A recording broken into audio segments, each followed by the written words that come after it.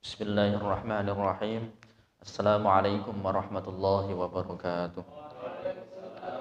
Ila hadratil Nabi Mustafa Rasulullah Muhammadin sallallahu alaihi wasallam wa alihi wa sahbihi wa kiram wa ila hadratil sahibi Radib al-Haddad Sayyid Abdul bin Ali al-Haddad wa usulihim wa furu'ihim wa syamil silsilatihim syai'un lillahi lahumul Fatihah. A'udzu billahi minasy syaithanir rajim.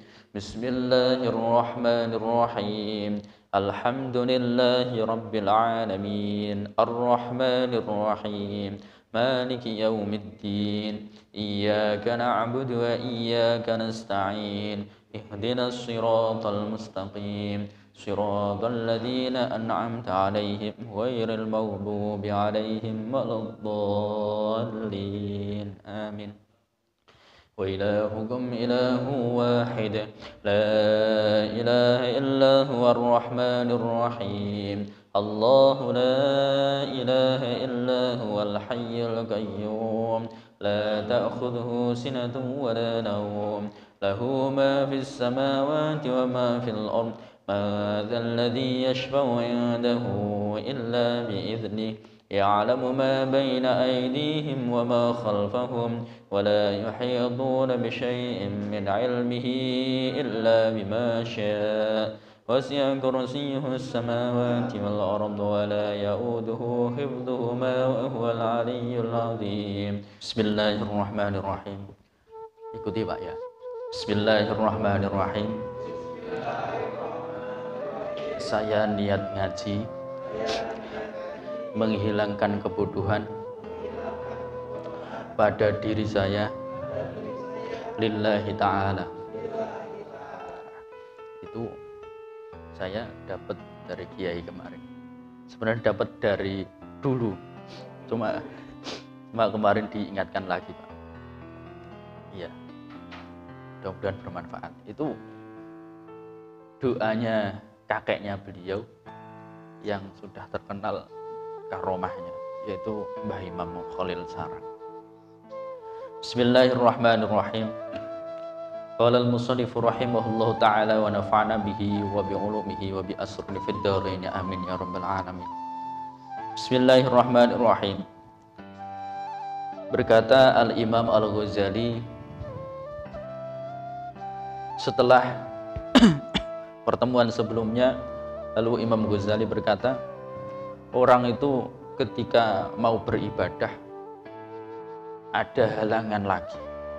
Kemarin ada halangan 4, yang salah satunya nafsu, yang mana tidak bisa dihilangkan, hanya bisa diproses menjadi baik. Orang itu kalau baik itu mengungkuli malaikat, melebihi malaikat. Itu orang. Tapi sebaliknya, orang itu kalau jelek bisa melebihi setan. Makanya beruntung sekali bagi orang yang mendapatkan petunjuk dari Allah Subhanahu wa taala. Mudah-mudahan kita diberi petunjuk terus Pak. Amin. Selanjutnya, penghalang orang untuk mendekat diri kepada Allah, beribadah mendekat diri kepada Allah, yaitu yang pertama adalah rezeki. Masalah rezeki itu sering menghantui dalam pikiran seseorang ketika pengen ngaji, tapi di satu sisi nanti kalau saya ngaji, cilok saya yang nungguin siapa gitu. Repot Pak ya. Makanya Allah menurunkan malaikat pembantu. Ya sebegitulah pesan guru saya. Pesan banyak guru saya itu bukan hanya satu saja. Kamu itu kalau sudah dititipi ilmu oleh Allah, jangan buru toh Pak, mencari dunia kayak seperti orang yang nggak punya ilmu. Karena kembali lagi dahulunya Imam Ghazali, hati itu kalau sudah terisi dunia, ilmu nggak masuk. Tapi kalau sudah terisi ilmu, dunia juga bisa masuk. Begitu anehnya. Makanya kita harus terus berdoa Allahumma tsabbit imanana wa nawwir qulubana. Ya Allah, tetapkanlah iman kami, wa nawwir qulubana, dan berikanlah selalu cahaya dalam hati kami. Artinya ketika hati itu mendapatkan cahaya dari Allah, maka orang ini ibadah itu senang, Pak. Senang. Sedekah ya senang. Enggak mikir nanti rugi, enggak. Dan lain-lain. Pokoknya senang. Nah, masalah rezeki kok bisa mengganggu orang yang sedang mendekatkan diri kepada Allah? Kenapa? Karena rezeki ini beda orang, beda pikiran. Orang yang berilmu, rezeki ini nggak kayak yang kita pikirkan, yang kita notabene nggak, ilmunya kurang lah. Pokoknya kalau bekerja dapat rezeki kan gitu. Tapi kalau orang berilmu enggak, keyakinannya luar biasa. Rezeki apa yang kita terima itu juga rezeki, ilmu juga rezeki, sehat, iman, Islam, rezeki. Maka kata Ibnu Athaillah As-Sakandari, ijtihaduka fi ma dhumina laka. Ngoyo itu apa? Usaha yang sungguh-sungguh dalam mencapai suatu hal yang sudah dipastikan oleh Allah. Kepastian dari Allah itu apa? Quran menjawab, wa ma min dabatin illa 'ala Allahi rizquha. Rezeki dijamin oleh Allah. Kata Ibnu Athaillah As-Sakandari, ijtihaduka, kesungguhanmu, fima dhumina laka, dalam mencari sesuatu yang sudah ditanggung oleh Allah. Ngoyomu dalam masalah bekerja mencari dunia yang tidak dibarengi dengan ilmu. Wa taqsiruka fima talaba minka, dan sehingga kamu menyia-nyiakan waktumu untuk beribadah pada Allah. Jadi ngoyo mergawe, bersungguh-sungguh mencari dunia sampai lupa akhirat. Ini kata Ibnu Athaillah As-Sakandari,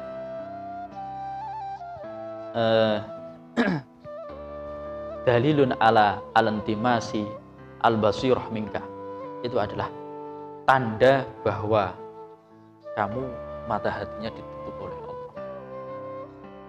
Mata hati kalau sudah ditutup itu buta. Kalau sudah orang itu mata hatinya buta, haram jadi halal. Haram jadi halal. Yang halal malah diotak-atik gathuk supaya bisa masuk penjara kan gitu. Yang korupsi leha-leha, yang menuduh korupsi masuk penjara. Itu dunia. Tapi kalau nanti dia yaumil hisab di akhirat nggak ada seperti itu. Kezaliman di akhirat nggak ada. Nah, saya ulangi, rezeki itu sudah ditanggung. Nah, terus kalau orang nggak berilmu, Pak, ini pikirannya langsung, ya udah kalau itu nggak usah bekerja. Salah, Pak. Salahnya gimana? Salah ketika kita nggak kerja, kita mengeluh. Nah, mengeluh itu jauh lebih besar dosanya. Sampai-sampai Allah berkata, kalau kamu nggak terima qadha qadarku, cari Tuhan selain aku. Sampai ibaratnya manusia itu sampai marahnya luar biasa. Misalnya anak itu sudah sampai disuruh keluar dari rumah, kan repot. Tapi kalau orang berilmu,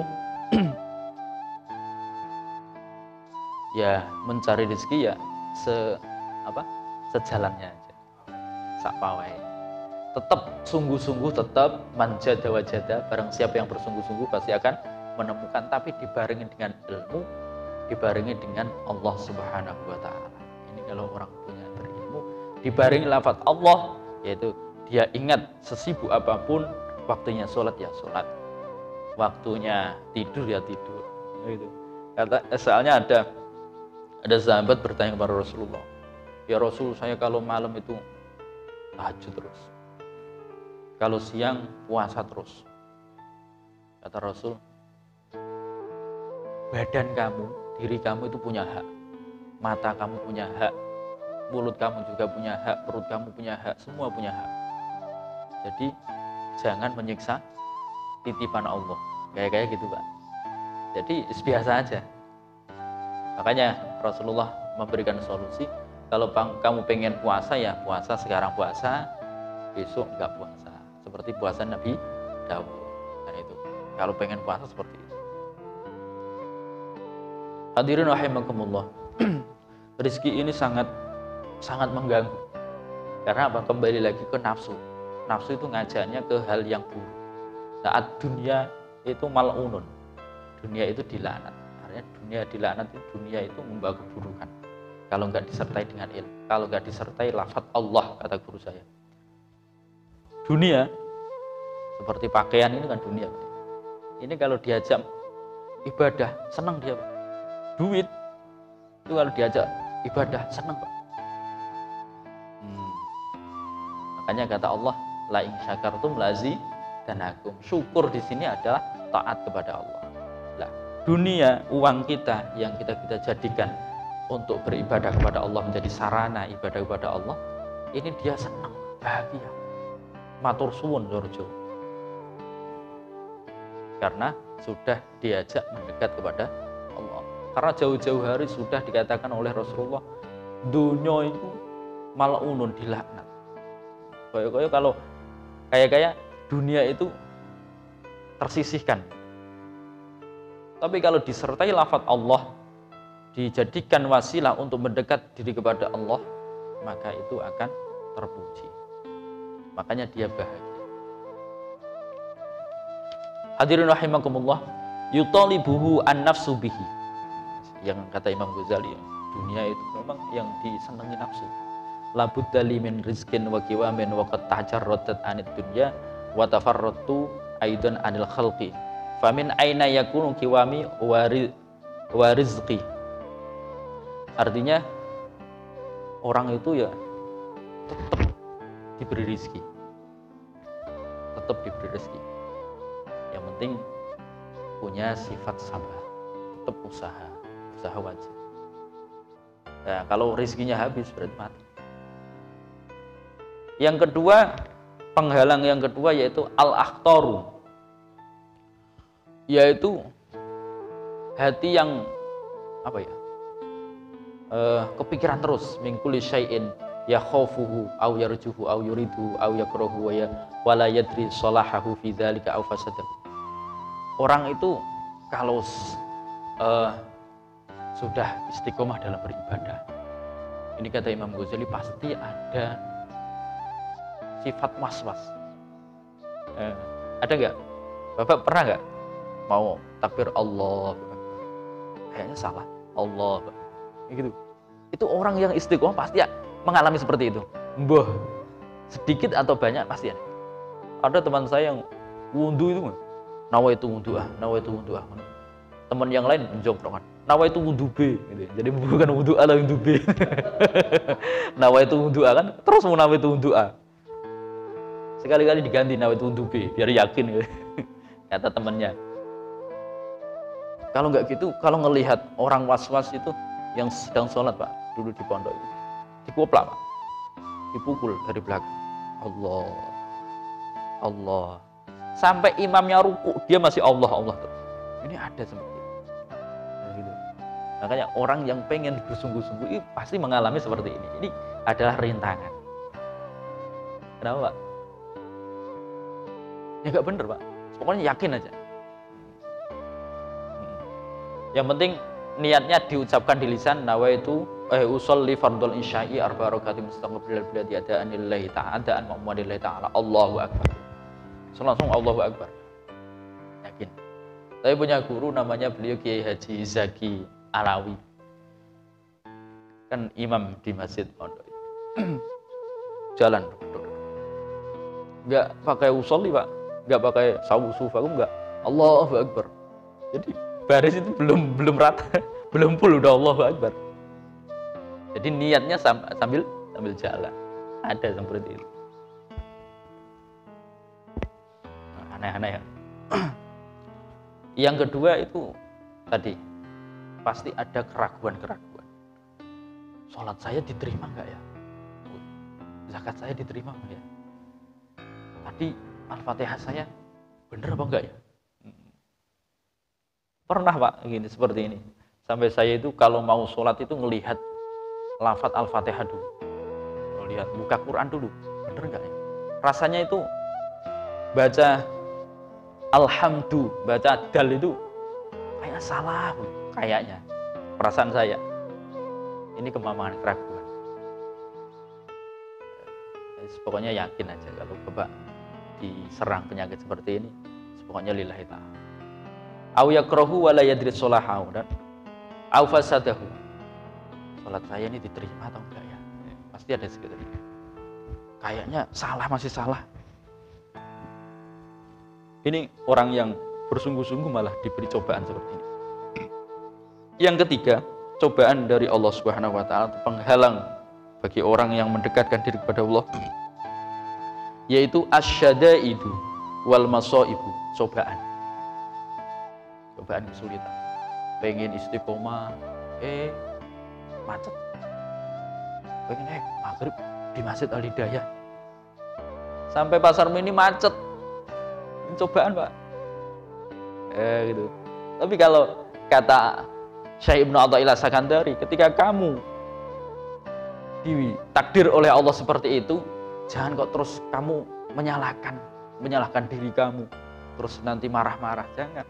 Memang itu adalah kesengajaan Allah, takdir Allah supaya kamu berpikir, supaya kita itu berpikir, oh ternyata saya itu lemah, nggak bisa, tidak muncul rasa sombong. Sebagian guru saya mengatakan, kamu itu kalau ngimami tahlil atau ngimam zikiran atau apa, itu pakai buku. Lama toriko, beliau berusaha toriko, pakai kitab, kan kitabnya ada. Meskipun kamu sudah pakai kitab, disuruh pakai kitab. Karena apa? Di balik itu akan terjaga dari sifat sombongnya itu, nggak akan muncul. Tapi kalau giliran hafal, gampang hingga berasa, meskipun bisa. Makanya kiai-kiai saya itu mau tahlil, mau doa ini kadang bawa kitab. Mau khutbah aja bawa kitab, khutbah bawa kitab terus. Saya punya guru itu ceramah itu bawa teks, Pak, bawa teks dari awal sampai akhir membaca. Jadi ya nggak enak kalau didengarkan ya kayak orang baca gimana. Nah bacanya nggak bisa lancar, pokoknya itu aneh-aneh. Padahal beliau itu alim, bisa karyanya itu banyak, bisa ngarang kitab. Itu ada ya sarang. Rintangan bagi hamba Allah untuk mendekatkan diri kepada Allah yaitu cobaan kesulitan, cobaan musibah. Artinya apa? Ketika kita dicoba oleh Allah, di saat kita niatan pengen istiqomah jamaah di Masjid Al Hidayah, ya seperti biasanya sampai nggak sempet bolong kan gitu. Tiba-tiba macet di pasar mini. Artinya apa? Kita disuruh sabar. Kalau nurutin nafsu, marah-marah. Wal masaibu tunsabu alaihi min kulli janibin la siman wa qad intasaba li mukhalafatil khalqi wa muharabati syaitan wa mudaddatin nafsi. Itu adalah ajakan hawa nafsu untuk marah-marah dan didukung oleh setan. Kemudian warrabi'u, yang keempat, anwa'ul qada'i minallahi subhanahu wa ta'ala, yaitu bermacam-macam ketetapan Allah yang diberikan kepada hambanya ini yang mau mendekatkan diri kepada Allah.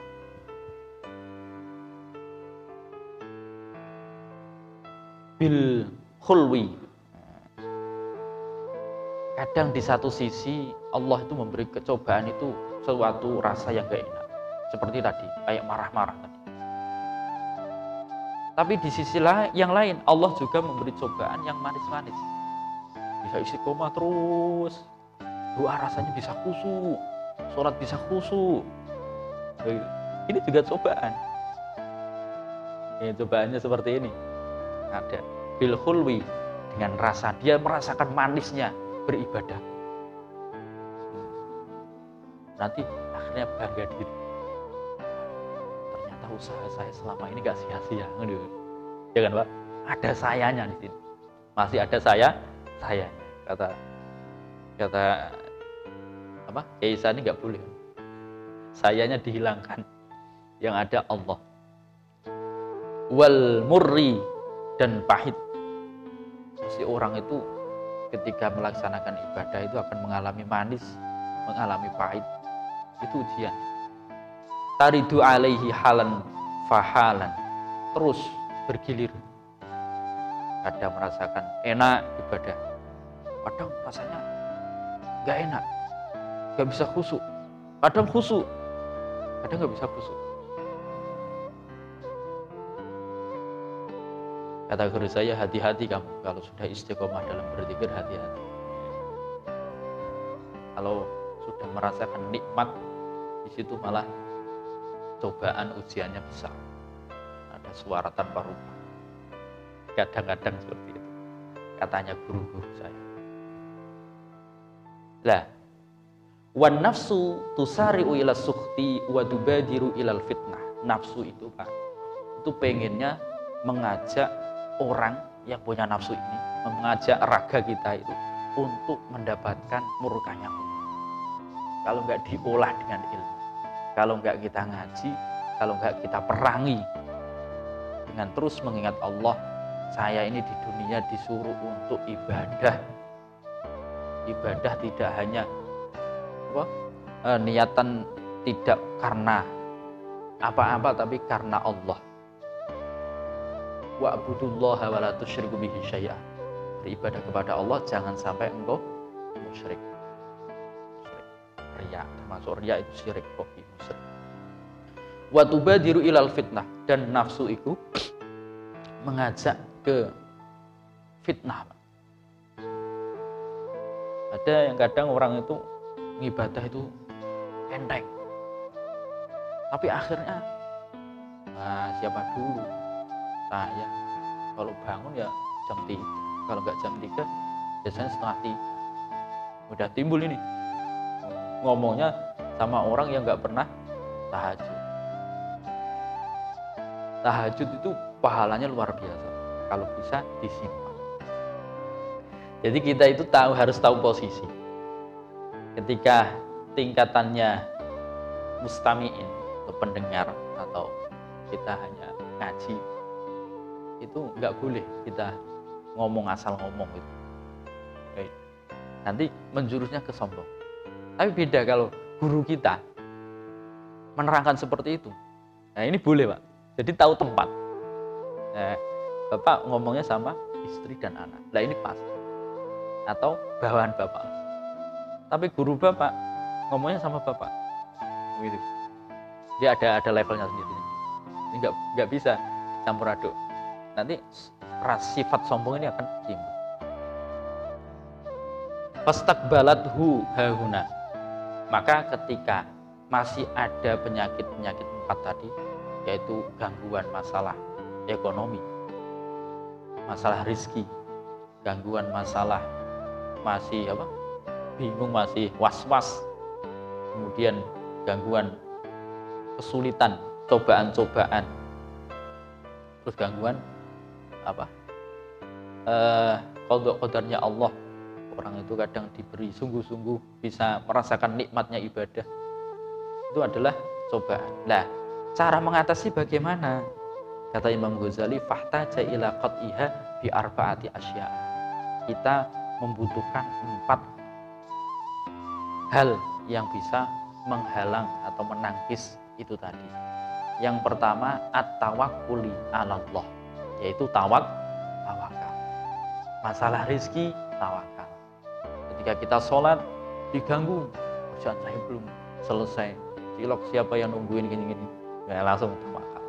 Makanya kata guru saya, kalau kamu pengen tawakal, dibaca itu zikiran hasbiyallah ni'mal wakil, hasbiyallah ni'mal wakil. Itu zikiran tawakal Pak. Ceritanya kan Nabi Ibrahim pas mau dia dibakar, itu doa Nabi Ibrahim.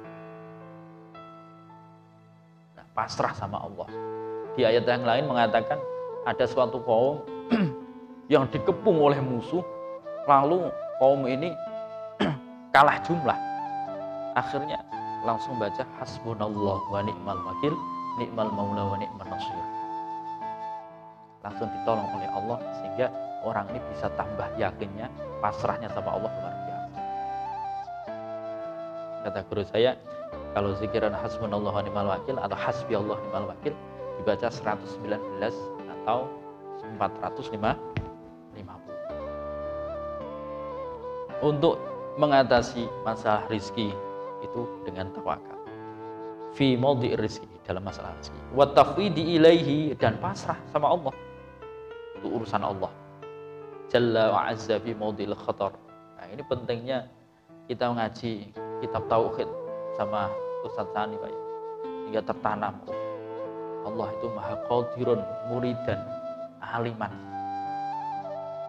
Orang itu di dunia ini udah rapi, tercatat rapi, udah nggak perlu disetting lagi, udah jadi settingannya. Jadi nggak perlu bingung-bingung. Masa nggak percaya? Misalkan katakan ada anak kecil nggak percaya sama orang tuanya, yang orang tuanya ini kaya raya sehingga apa yang ia perlukan dipenuhi. Nah, gambarannya gitu. Kadang kita doa Pak ya, doa ya Allah bisa beli rumah atau bisa naik haji atau beli mobil dan lain sebagainya. Tapi nyatanya nggak diberi oleh Allah. Iya nggak Pak? Ini kayak anak kecil minta mie yang pedes misalkan. Kira-kira boleh nggak? Dikasih nggak? Nggak dikasih. Soalnya ketika dikasih nggak kuat nih. Contoh kita misalkan pengen rumah, sedangkan di sisi lain kita kerjanya penghasilannya berapa, ketika diblek kasih nggak kuat, akhirnya apa? Maksa ambil kredit di tengah jalan, macet, banyak kan? Banyak. Jadi nuruti nafsu. Sekarang itu kalau punya uang mau kemana aja bisa mobilan Pak. Makanya sabar, tawakal. Kata guru saya kemarin, caranya bisa yakin tawakal itu bagaimana? Yaitu kalau habis sholat baca ayat 1000 dinar. Wa may yattaqillaha yaj'al lahu makhraja wa yarzuqhu min haitsu la yahtasib wa may yatawakkal 'ala Allahi fa huwa hasbuh. Barang siapa yang bertawakal akan dicukupi oleh Allah. Sama dengan zikiran hasbi Allah ni'mal wakil, hasbi Allah ni'mal wakil. Insyaallah dicukupi oleh Allah Subhanahu wa taala. Amin Allahumma amin. Makanya kita dalam hal doa meminta kepada Allah enggak boleh kok terus memaksa. Ya Allah, selama ini saya doa kok enggak dikasih-kasih. Ini sering Pak saya. Sering. Nah, ini seperti ini. Ya nggak sopan. Ngatur. Kan nggak sopan. Wa tafwidi ilaihi jalla wa azza fi maudhi'il khatar. Selanjutnya was-sabri inda nuzuli syada'idi. Nah, ini obat yang kedua atau tameng yang kedua untuk menghindari kesulitan, untuk bisa ridho dalam takdirnya Allah, untuk mengatasi menjalani takdirnya Allah, yaitu dengan kesabaran. Waridho inda nuzulil qada, ridho. Ini juga sulit Pak. Ini kalau nggak dibarengi usaha dan doa, ini repot. Nanti akhirnya ngeluh sampai ngemis-ngemis. Ngemis itu nggak boleh Pak. Kata sabdanya Rasul SAW di dalam kitab Tangkihul Qaul, orang miskin dan fakir itu adalah orang yang dicintai oleh Allah. Miskin dan fakir. Nah, pertanyaannya, fakir, miskin atau miskin dan fakir itu yang seperti apa? Yang pertama, sabar. Kedua, tidak menampakkan kemiskinan dan kefakirannya. Yang ketiga, tidak sampai kemis-kemis. Ditutupi. orang miskin diciptakan oleh Allah jadi orang miskin, orang fakir kok dia bisa menutupi kemiskinannya, kefakirannya. Orang ini walinya Allah. Itu. Jangan dianggap sepele. Ternyata ya, mafhum mukhalafah, pemahaman sebaliknya, ternyata takdirnya Allah itu adalah sebenarnya pengen ngangkat derajat seseorang. Ketika orang itu dijadikan penjahat, artinya disuruh sabar untuk bisa meninggalkan kejahatan. Ketika dijadikan oleh Allah untuk miskin, jadi miskin, fakir, harus bisa menutupi. Tentunya harus berilmu kan, kalau nggak berilmu nggak bisa.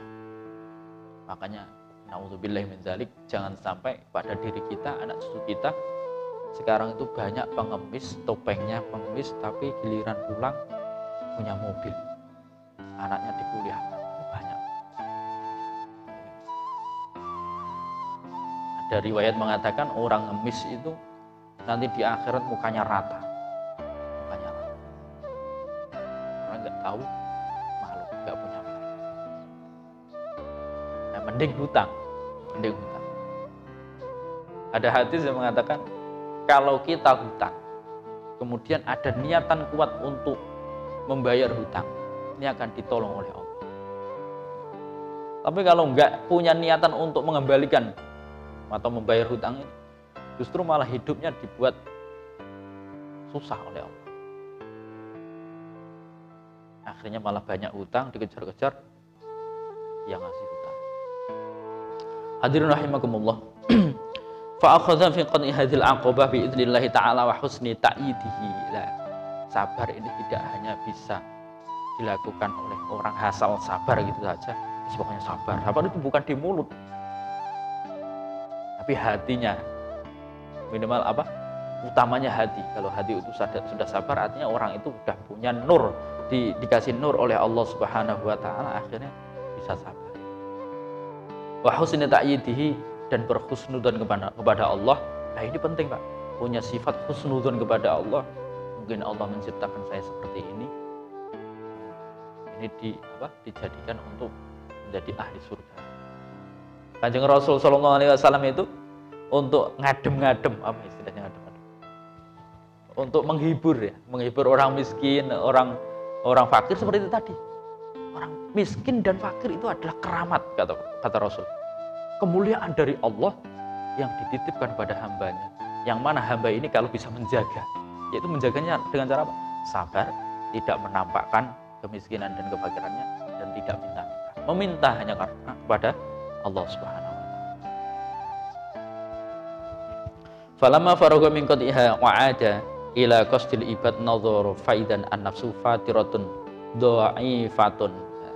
Ketika kita bisa sabar, terus berdoa, berusaha beribadah terus, maka nafsu kita mengecil. Akhirnya kalah nafsunya. Jadi menjadi nafsu yang mutmainnah, nafsu yang disenangi oleh Allah. Wa innama mailuha abadan ila ghaflatin wa da'atin wa rahatin wa batalatin. Yang mana nafsu itu mengajak, hakikatnya nafsu, kata Imam Ghazali, kembali lagi orang itu dibuat lupa karena nafsu. Bal ila syarrin, bahkan malah menjadi buruk akhlaknya, buruk kelakuannya. Wa fudulin wa baliyatin wa jahalatin, menjadi bodoh, orang itu menjadi bodoh karena mengikuti hawa nafsu. Dia pengen ngaji, nanti aja, lagi asik nonton YouTube, nah ini nafsu. Fahtaja ma'aha huna ila sa'ikin yasuquhu ilal khair wa ta'ah wa yanshituha lahu. Nah, maka ini harus dibentuk, kata Imam Ghazali, harus menanam yang namanya rindu untuk, atau pengarah untuk berbuat kebaikan dan ketaatan kepada Allah Subhanahu wa taala. Kembalinya ke ilmu. Kemudian wazajirun yasjuruha anisyarri wal ma'siyati, untuk dapat bisa terhindar dari keburukan, kemaksiatan, itu diperlukan, kata Imam Ghazali, ar-raja'u wal khauf, pengharapan, berharap kepada Allah dan takut dengan azabnya Allah, berharap untuk supaya mendapatkan ampunan dari Allah, kemudian takut untuk mendapatkan murkanya Allah, istilahnya takwa. Kalau kita bisa takwa, roja dan khauf ini pasti nempel, pasti ada pada diri kita. Farroja'u fi azimi sawabillahi ta'ala wa husni ma wa'ada min anwa'il karamah. Orang itu kalau gede rojaknya, pengharapannya kepada Allah, sampai lupa berharap pada makhluk, ini akan mendapatkan pahala yang besar dari Allah dan keramat atau kemuliaan dari Allah Subhanahu wa ta'ala. Kemudian wal khaufu min alimin iqabillahi azza wa jal wa su'ubati ma au'ada min anwa'il uqubah wal ihanah zajirun yazjuruha anil ma'siyah wa yujannibuha wa yafturuha an dzalik. Perlunya orang itu punya sifat khauf, sifat takut kepada Allah, pada siksanya Allah, maksudnya pada murkanya Allah, takut pada siksanya Allah nanti di akhirat. Maka orang ini ketika sudah punya rasa khauf, maka dia akan sungguh-sungguh bergegas untuk mendekat atau beribadah kepada Allah Subhanahu wa ta'ala. Hadirin rahimakumullah, terakhir untuk menutup perjumpaan ini, saya akan membacakan kalam hikmah dari Syekh Ibnu Athaillah As-Sakandari. Mungkin ini sering menghampiri kita atau pernah kita punya sifat seperti ini. Kata beliau, maksiyatun awrasat dzallan wa iftiqaran khairun min ta'atin awrasat izzan wa istikbaran. Kemaksiatan, hal dosa, maksiat yang kita lakukan, yang kita pernah lakukan dulu,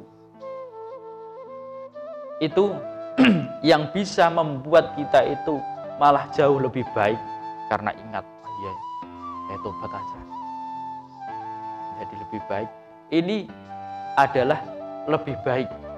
Kemaksiatan yang menjadikan dirinya itu ingat kepada Allah. Tadi kayak saya contohkan tadi, Pak, pengen jamaah tapi dibikin macet di Pasar Mini. Itu adalah kemaksiatan. Akhir macetnya sampai hilang maghrib, kan maksiat, Pak. Itu kalau dirinya itu menyalahkan terus, marah-marah, malah jelek. Tapi kalau dia sabar, iya, saya nggak bisa apa-apa. Mengakui diri kita itu nggak bisa apa-apa. Semua itu adalah kehendak Allah Subhanahu wa ta'ala yang mengakibatkan kita ingat kepada Allah. Kemaksiatan yang bisa mendekatkan diri kita kepada Allah, ingat kepada Allah, ini jauh lebih baik daripada ketaatan yang kita lakukan, yang mana ketaatan ini aurosat izan wastikbar, yang menjadikan kita merasa mulia, merasa gede hati, merasa bangga diri, merasa sombong. Jadi kalau tampilan ibadah itu belum tentu, tampilan maksiat ya juga belum tentu jelek, kan gitu.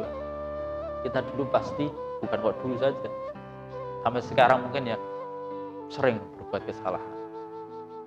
Tapi mari kita jadikan kesalahan itu untuk kita malah lebih dekat kepada Allah, karena kita itu tidak bisa apa-apa tanpa maunah dari Allah, tanpa pertolongan dari Allah Subhanahu wa ta'ala. La haula wala quwata illa billahil aliyyil azim. Mudah-mudahan kita senantiasa dijaga oleh Allah Subhanahu wa ta'ala dan diistiqomahkan oleh Allah Subhanahu wa ta'ala dalam ketaatan kita kepada Allah Subhanahu wa ta'ala. Ala hadiniya al-Fatihah. A'udzu billahi minasy syaithanir rajim. Bismillahirrahmanirrahim. Alhamdulillahi rabbil alamin. Arrahmanir rahim. Maliki yaumiddin. Iyyaka na'budu wa iyyaka nasta'in. Ihdinas siratal mustaqim. Siratal ladzina an'amta 'alaihim ghairil maghdubi 'alaihim waladdallin. Amin. Demikian yang bisa kami sampaikan, kurang lebihnya mohon maaf. Wassalamualaikum warahmatullahi wabarakatuh.